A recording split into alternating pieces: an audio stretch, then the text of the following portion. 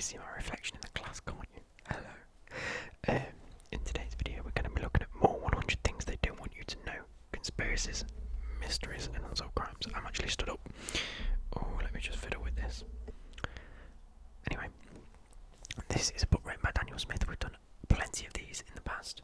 And if we open it up, we can see the contents page. Now, I've had a few comments of a few different people, and I can't remember off the cuff which ones I needed doing.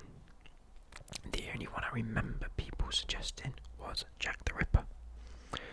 Now, again, it's one of those things I can't remember whether I've already done it, so I am going to go through it again because I enjoy sort of these anyway. And I'm going to pick a few myself.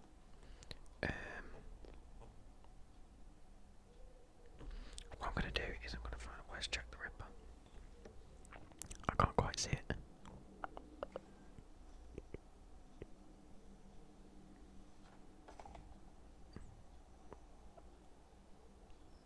Who was Jack the Ripper? 124. I've got a feeling we've already done it, but I'm gonna yeah, because I remember doing the death of Lee Harvey Oswald as well, and the boy in the box. I can't remember. If I think we've already done it, I'm going to move on to a different thing. I want to pick up on El Chupacabra because I remember a Scooby-Doo video or a movie when I was a kid that had El Chupacabra in it. I want to look at the Crystal Skulls and then why build Stonehenge. So I'll do them three if I've already done. Wherever that's gone again, I've lost it.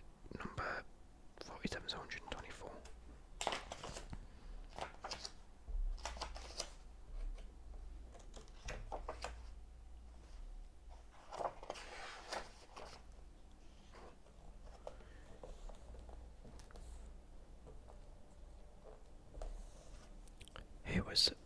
Who was responsible for the most notorious killing spree in English history? So, who was Jack the Ripper? He's surely the most infamous murderer in the annals. I said annals, I didn't mean to. Of British crime. Yet over 125 years since he wrought his reign of terror over London, the identity of Jack the Ripper remains a mystery. Millie, what are you doing? You're going to go back outside, aren't you? She's been in and out more than a burger, eh? In and out burger, you know, in America. Anyway. Dozens of suspects have been proposed spanning the entire class structure amid allegations of cover-ups at the highest levels of society. But even modern technology cannot provide us with the conclusive proof of the killer's identity. Right, before we actually go into the article, I've got a bit of a theory myself. Unless the victims died in exactly the same way and suggested a serial killer, which is what most serial killers do. They have like a signet or like a signature thing they do. If they can't like identify like a common theme, how do we not know that they were just different murderers? Anyway, the air of decorum we tend to associate with Victorian England was shattered in 1888 when a serial killer began going about his brutal work in Whitechapel, an insalubrious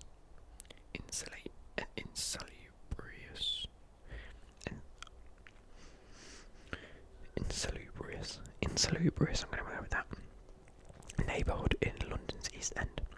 The first commonly accepted murder was that of prostitute Mary Ann Nichols.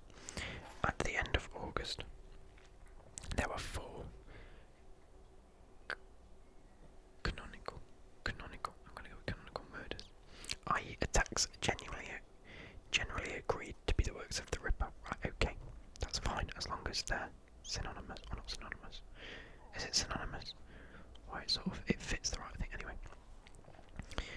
With each of the victims a prostitute. Okay, that makes sense. It could just be like a this makes it a bit more difficult. Okay. They were Annie Chapman, killed on the 8th of September, Elizabeth Stride and Catherine Doze, both killed on the 30th of September, and Mary Jane Kelly, killed 9th of November. Six more killings pre and post dating these are often linked to the Ripper, although his culpability is disputed. The Ripper dispatched his victims with a knife, and in 4 of the canonical cases, the exception being Elizabeth Stride. The bodies were grossly mutilated. I'm standing so far. I need my glasses. They're in the front room. Give me a second. There we go. I'm back to normal now. Oh, I'm not sure if you can see that. Hang on, let me try and zoom in.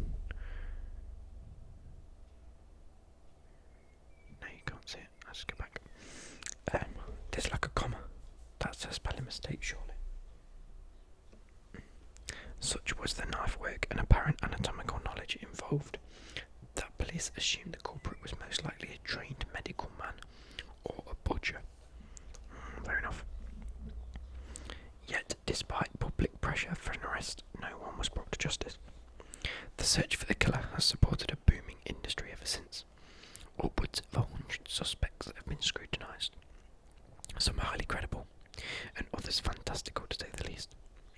For instance, few now give much credence to the once popular theory that the assailant was Queen Victoria's grandson, Albert Victor, Duke of Clarence, driven mad by syphilis. We may also be reasonably sceptical that there was conspiracy involving variously the royal family, the police, the Freemasons, and Lord Salisbury, then the Prime Minister, as they attempted to cover up the existence of a love child fathered by Albert Victor to a lowly shop girl. How is killing prostitutes going to cover that up? Regardless, another suspect with royal connections was the Queen's Why the fuck have they put like 3 big words in this? Let me read this. Where's it gone? Obstetrician. Sir John Williams. I'm going to get obstetrician.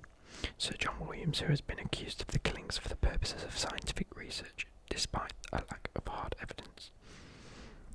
A further celebrity suspect is the painter Walter Sickert, some of whose, Jesus Christ, grimly evocative works have been critiqued as renderings of Ripper crime scenes. Crime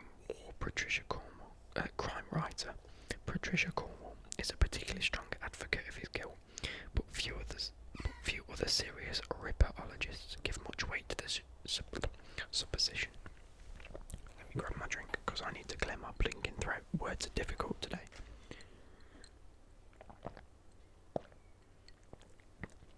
Do you know when you have a day where you just can't read anything?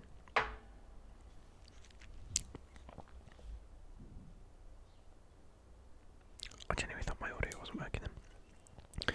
We do know the police discovered and then removed graffiti close to the Adele's murder scene that read, "The Jews," not Jews as in Jewish people, the Jews, "are not the men to be blamed for nothing." Fearing the dab might spark an anti-Semitic backlash, I suppose it doesn't mean Jews, senior officers decided to get rid of what some believe may have been crucial evidence. Others, though, believe the slogan was painted merely to misdirect. The crimes certainly attracted more than their fair share of hoaxes, with a number of letters purporting to be from the killer proving particularly unhelpful. I can't even read that. Nonetheless, there are those who remain convinced that some of these letters were genuine, leading to the shocking suggestion that we should actually be looking for Jill the Ripper. Oh, it's a woman. In the mid-2000s, an Australian academic called Ian Findlay carried out DNA tests on several items of correspondence, deemed most likely to be genuine, and determined that their author may have been a woman. It was a notation backed up by author John Morris in his book Jack the Ripper, The Hand of a Woman, who pointed the finger at Lizzie Williams, wife of the aforementioned Sir John. Maybe he got her to carry out these murders. A motley assortment of other shady characters have their accusers too.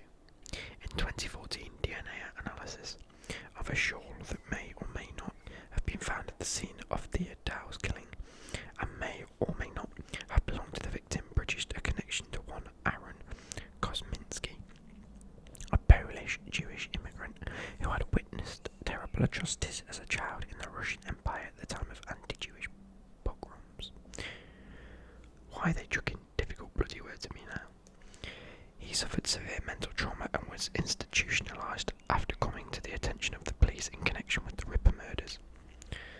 Nonetheless, DNA analysis of a disputed piece of evidence cannot be considered conclusive.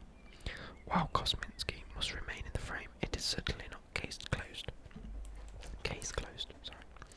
Whoever was responsible for these grotesque crimes was by definition a madman, or even madwoman, but retained the mental faculties to expertly hide their identity. I said that so slow. My words are not working for me today. Whether they were assisted in this by an elevated position in society, we may never know. Now, here's a bit of a diagram, and I'm going to go through them. So, here, right there, Annie Chapman, 8th of September, Hanbury Street, Spitalfields. This as a whole is Spitalfields. Mary Jane Kelly, 9th of November, Dorset Street, Spitalfields. So they were both found next to each other. The first one was Mary Ann Nichols, 31st of August, in Books Row, Whitechapel. Okay, Whitechapel. Elizabeth Stride, 30th of September, a little bit later on. So they're all found in a similar area. You can assume it's the same person, can't you? And then Catherine Adele's down here. That's 1, 2, 3, 4, 5. So, it says City in Fear. In the autumn of 1888, London's poverty-stricken East End was thrown into a state of panic by the predations of the first modern mass murderer. This map shows the 5 canonical Ripper killings. The question of whether these were more remains controversial.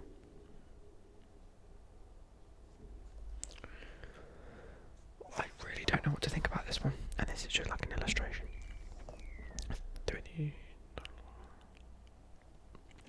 Yeah. So, do I think it was a government cover-up for a love child? Hell no. That just seems stupid. Why kill 4 prostitutes? What do they have to do with anything? Do I think it was some absolute lunatic? Hell yes. What a madman. Only a madman can go around and kill 5 prostitutes. But I suppose to be able to afford a prostitute, you have to be rich. So maybe it was someone higher up. But that could be said that he promised to pay them, couldn't afford it because he was poor, and then killed them. But then I suppose you'd have the evidence of him being with the prostitute. I don't know. I'm not a policeman. I don't know what to think about that, you know. So, what's the next one? We'll go with, I want to do Stonehenge. Then what else did I want to do? Chupacabra. I'll do Chupacabra on page 160, and then that's on 209, so 160 first.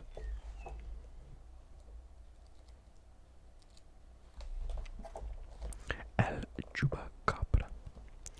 The mystery is a violent and bloodthirsty new species responsible for widespread livestock deaths. First reported in 1995. Okay, so it's pretty new. In 1995, news broke from Puerto Rico and large numbers of sheep and goats found dead in mysterious circumstances. The animals reportedly suffered puncture wounds to their chests, and their carcasses were drained of blood. Similar incidents were reported from various corners of South America, as well as the United States. Was this the work of a blood-sucking critter commonly known as El Chupacabra? There we go. So El Chupacabra, which translates from Spanish as a goat sucker. I'm going to start calling some of my mates El Chupacabra, because that'd be funny, wouldn't it? You goat sucker. That's a good insult. Might sound like something from a bad 1980s horror flick, but the origins of this purported creature date to March 1995 and the discovery of 8 dead sheep in Puerto Rico. Within a few months, the vampiric little monster had been blamed for the death of hundreds of farm animals and domestic pets on the island. Initially, there was speculation that a satanic cult was at work, but soon there were eyewitness sightings of the alleged real culprit. Before long, similar reports were received from across North and South America, and even as far away as China. Right, so off the cuff,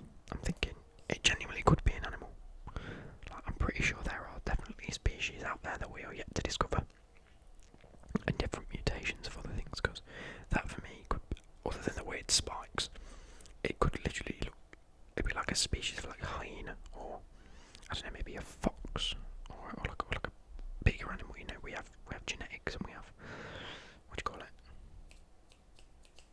evolution for a reason. You know, things survive because of other things, and if this is how it survives, because it eats goats and drains the blood, I don't know. It could genuinely be an animal. But that being said, it could just be made up. Those who claim to have seen El Chupacabra generally describe a small stocky creature with a bear-like head and spines running down its back. Now for me, I don't think that means bone spikes. It could just be like a really thin, gaunt wolf, in which you can see the bones and the lumps on his back. Its skin is usually described as reptilian in nature. What? Scaly and leathery. Oh, that's furry. That's furry, that is. It measures up to 1.2 metres, 4 foot tall. So, you know, like a big dog. And stands on its hind legs. Or hops in the style of a kangaroo. The fuck.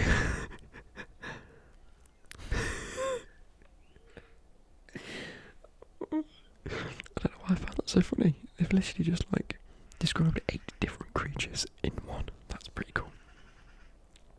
To put it mildly, it looks otherworldly.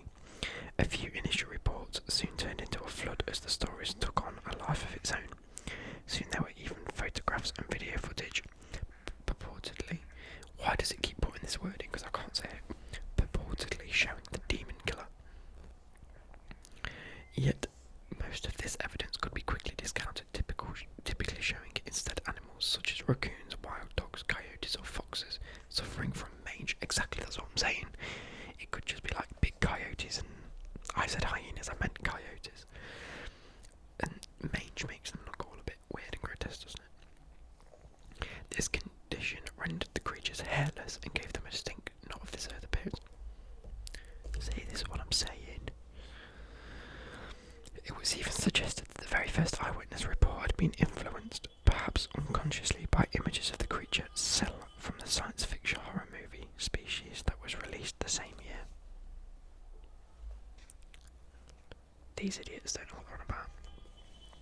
While it is clear that there is no vast army of creatures roaming around the Americas and southern Asia, sucking the blood of livestock, there is still a mystery of what happened in those few genuine cases where animals were found drained of their blood. It couldn't just be a cult. It could be absolutely anything. It could be a farmer that's like, I don't know. Or it could be anything, couldn't it? Was this all the work of mad-eyed mangy dogs? Or might there be some genetic mutant at work that no one wants to acknowledge? The idea of El Chupacabra is easy to ridicule, but does it perhaps hide a darker truth? Right, I don't know what darker truth it's on about, because there's nothing fucking there, is there? That's a prime example of how, like in the 1980s, 90s, however, this is when media started to sort of speculate more and stop providing real information and just, you know, say, oh my god, someone spotted this, let's put it out and scare everyone. That's probably what's just happened, is someone's got a dodgy photo of a coyote or a dog suffering from mange that's managed to get hold of a sheep. Now their thing is, from a distance and from photographs, whatever it might have been, you can't tell whether whatever it was that attacked the goat or the sheep, you can't tell it was sucking its blood dry, or you can tell it was biting it. It could have been having a fight. It could have just, you know, what animals do and just like bite things because they have teeth. It's their protection. I don't know. It's their way of killing prey. And the fact it has blood in its mouth is because it's bitten it. So when they've seen that, they've gone, oh my god, look at that dodgy looking dog, it must be El Chupacabra. And they've gone, oh my god, it was sucking its blood. No, it wasn't, it was just biting it, that's all it was doing. That's such a stupid story. Right, let's move on to 209.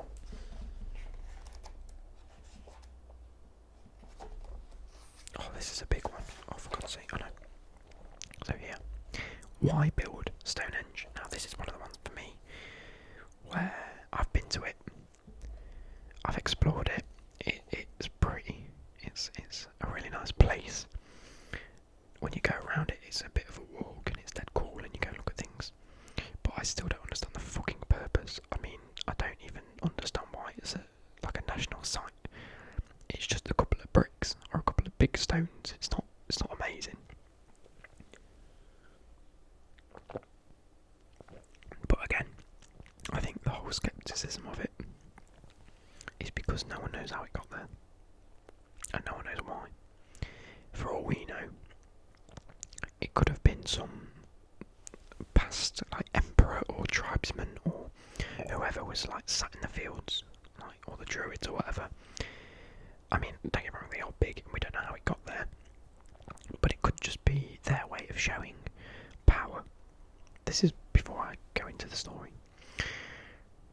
They probably could have got however many 100 people to try and lift stone and place them.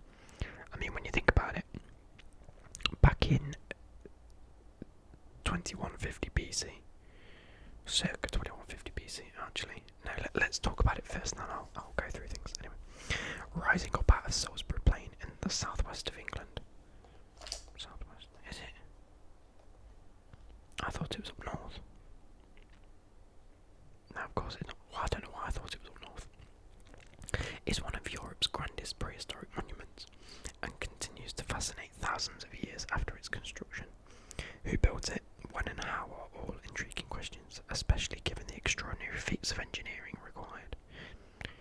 Perhaps the most baffling question of all is why was this megalithic wonder ever erected? Stonehenge today consists of intricately arranged standing stones lying within extensive earthworks laid out in the Neolithic age. The complex was built over a number of phases, the first comprising construction of a ditch, bank and series of pits known as Aubrey holes. Probably in the latter part of the 4th millennium BC. About 1,000 years later, 82 enormous blue stones, some as heavy as 4 tons, were transported some 400 kilometres, 250 miles, from the Brazili Mountains of southwest Wales by a combination of rollers, sledges and rafts. When the stones arrived on site, they were put on their ends to form a partial double circle. The third and final development phase came around 2000 BC, when the even larger Sarsen stones were dragged 40 kilometres from an area now in North Wiltshire. These were arranged into an outer circle and inner circle, the internal stones being arranged in a horseshoe-like shape.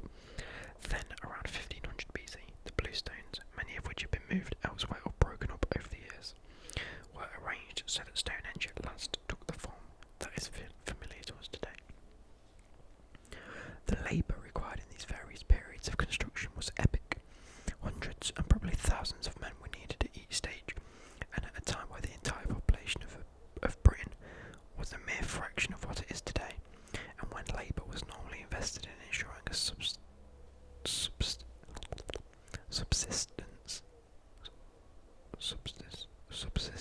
Jeez. Why can I not read? Ensuring a subsistence standard of living. So what was so important about Stonehenge that it diverted the energies of so many people over such a long time? There are inevitably a great many theories, some more plausible than others. It has long been argued, for instance, that Stonehenge is a temple of sorts. And in the 18th century it was commonly believed that Druids worshipped here, although evidence points to a history significantly predating Druids. The site may still have served as a place of religious contemplation for some other order. So if you don't know, that's what Stonehenge looks like. There's loads of there's like an outer circle and a horseshoe in a circle, and it's, in my opinion, just a little bit shit. It's down here in the south. Wales is here to the left. They managed to roll all this stuff over here. Now, first, before we carry on reading, that is a long distance for half of the stuff to be moved. But what you've got to understand is there was pretty much no civilization or no civilization, so to be able to roll it, they probably just rolled half the shit down the hills, and that was fine. Then they pulled it up a hill with like 1,000 men, then they let it roll down hills and over fields. I mean, they didn't have to pull it 250, 400 kilometres, however long it is. Anyway, because half of it you could probably just let it go, hence why the rocks are so... They were probably 14 times as big as well, to be fair, because the acid rains probably corroded it. Again, I don't see why this is important. I don't see why these are the questions people ask. I mean, it was probably some massive feat of thing from someone that was important and had many, many slaves, I don't know. Or many people that looked up to him and he thought, you know, I'm going to build like a big monument in over 1,000 years, and he had these instructions set. I don't know. Could have been absolutely anything, but I just think it's pointless. Let's carry on.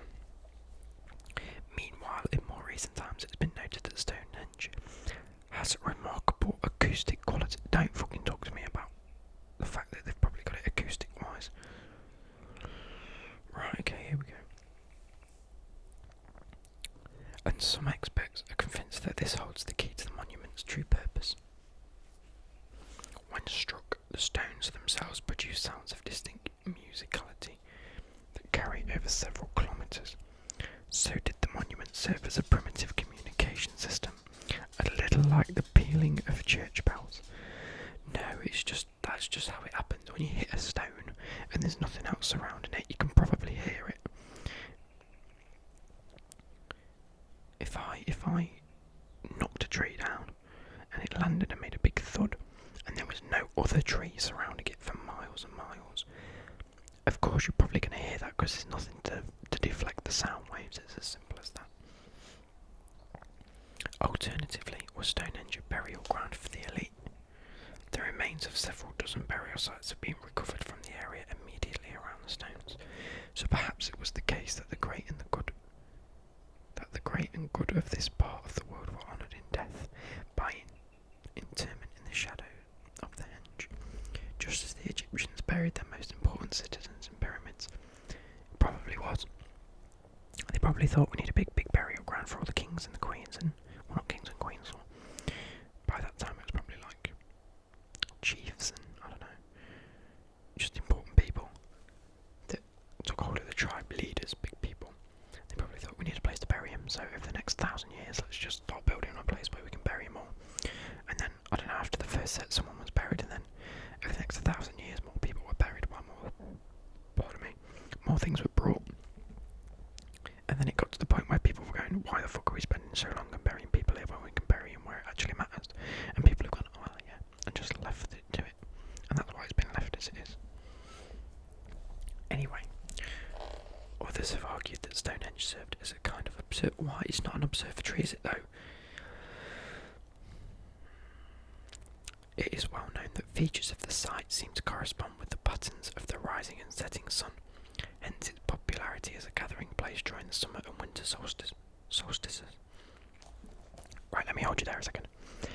The reason they're probably placed like this is because in that time, people probably thought, oh, what would be nice? Oh, point this one in the direction of the rising sun and this one in the setting sun, so that it can signify life beginning and then dying, and especially if they're going to be buried there anyway. That's probably why they were placed. They probably waited, marked out a place to put it, and put it there.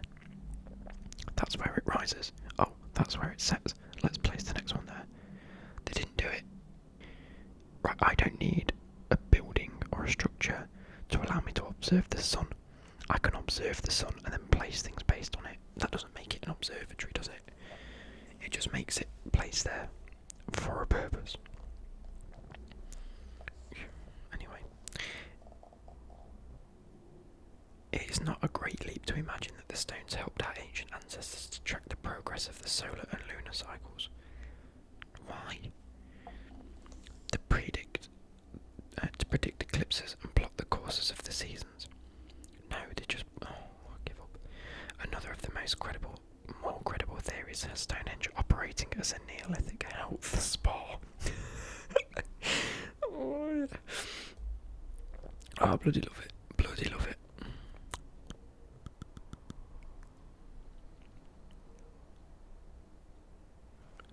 No, the likes of respected archaeologists Geoffrey Wainwright and Timothy Darville argued that the blue stones brought from Wales with such effort were prized for their healing properties. It probably was. And again, it's not because it's a spa, it's probably because people were buried there and they thought, if this heals, because it doesn't, because it's a stone, it's not medicine. If they believed it was to do with good health, then people were probably buried there and treated there and died there. It's as simple as that. It's not a spa, is it?